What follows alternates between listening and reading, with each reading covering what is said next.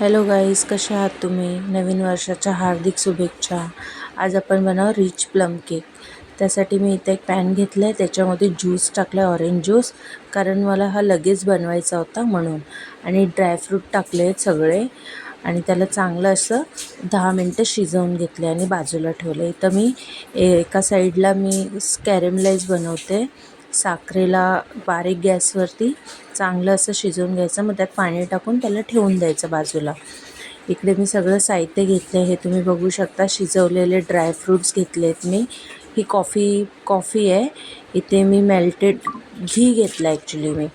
आणि हे लिंबूचे साल घेतली आहे, वरची थोडीशी ग्रेट करून, छान लागते. हे दालचिनी पावडर आहे आणि ही जायफळ पावडर आहे आणि हे कॅरमलाइज आहे. त्याला टाकायचं आणि मग त्याच्यात व्हॅनिला एसेन्स टाकायचं. गूळ टाकलं आहे मी थोडंसं, साखर कमी टाकलेली आहे म्हणून गूळ टाकलं आहे. तुम्ही पाहिजे तर पूर्ण साखरेतही बनवू शकता. कोको पावडर टाकलं आहे, मीठ टाकलं आहे आणि मैदा टाकला आहे.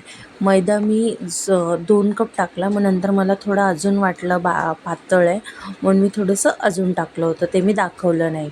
हे चांगलं याला फेटून घ्यायचं. मग बेकिंग पावडर, बेकिंग सोडा टाकून, पाणी टाकून त्याला थोडं ॲक्टिवेट करायचं आणि मग हलवायचं.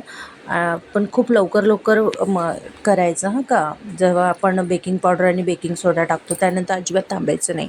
इकडे मी बेकिंग ट्रेमध्ये आपलं सगळं बॅटर टाकलं आहे, खूप छान असं तुम्ही बघू शकता. आणि पूर्ण डब्बा साफ करून घेतला आहे, कारण खूप महाग झाला केक. आणि वरून थोडे ड्रायफ्रूट्स टाकले आहेत, बघू शकता, नट्स तुम्ही.